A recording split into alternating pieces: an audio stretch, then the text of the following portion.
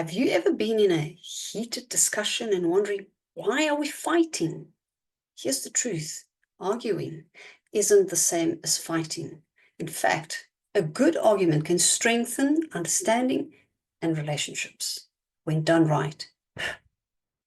As someone who has spent years mentoring individuals and families on resilience and communication, I have helped many people learn the difference between arguments that inspire growth and fights that destroy trust.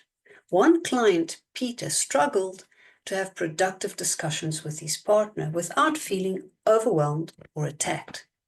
And by applying key principles, he transformed their heated arguments into powerful conversations of understanding. Think of an argument like a pot of boiling water.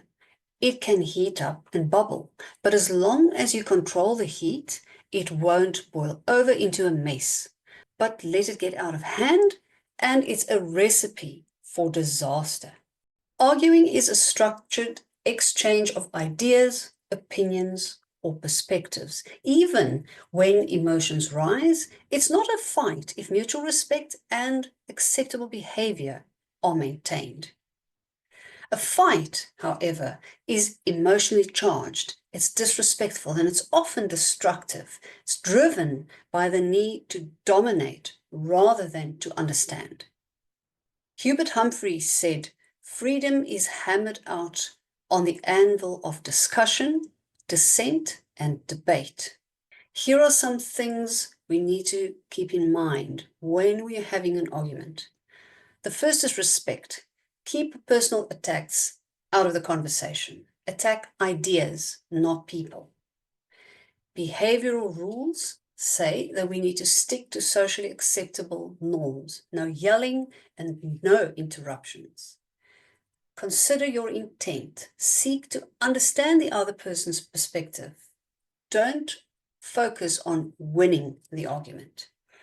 And if we apply critical thinking, it means that we use logic and reason, not emotion, to strengthen our points. And finally, problem solving is an approach that helps us to conduct arguments as a collaborative effort to find a solution. People who haven't learned argument skills might feel insecure or defensive during a debate. To them, an argument feels like an attack, not a discussion. One client of mine, James, grew up in a home where disagreements always turned into fights. When faced with a calm but a passionate debate, he would shut down, fearing conflict. And learning the principles of structured debate gave him the tools to engage confidently. So here are some practical tips for constructive arguing. Stay focused. Keep the discussion on one topic. Don't stray into unrelated issues. Avoid words like always or never. These words escalate emotions and they generalize any argument. Validate feelings. Acknowledge the other person's emotions before addressing their ideas. And ask questions.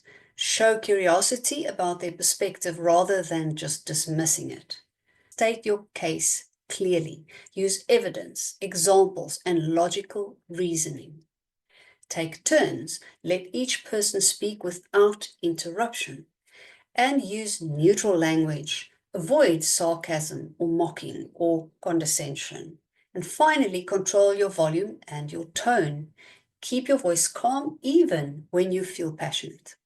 And here are some skills for personal growth in debating and some tips for those who are struggling with arguments. Practice active listening. Summarize what the other person said to show that you understand it. And learn logical frameworks. Understand how to build and present a case without emotion involved. You can also develop emotional resilience by learning to regulate your feelings during these intense conversations. Adopt a growth mindset. See debates as opportunities to learn, not threats to your ego. And seek feedback. After a discussion, ask others how you came across to them and what you can possibly improve. Joseph Joubert said it is better to debate a question without settling it than to settle a question without debating it. So the impact of healthy arguments is that they strengthen relationships through better understanding. They build critical thinking and problem-solving skills, and they also foster mutual respect and collaboration. When parents argue in a respectful and controlled manner, it models effective communication for children. But when arguments turn into fights, it creates a toxic environment that undermines a child's sense of security. Start practicing respectful arguments today. Apply these principles that I've shared with you and watch how your relationships grow stronger, not weaker. Remember, arguing isn't fighting. It's a bridge to deeper understanding.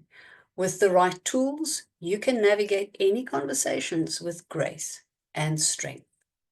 Join us at Get Up and Grow for more tools to transform your communication skills and thrive in all aspects of your life.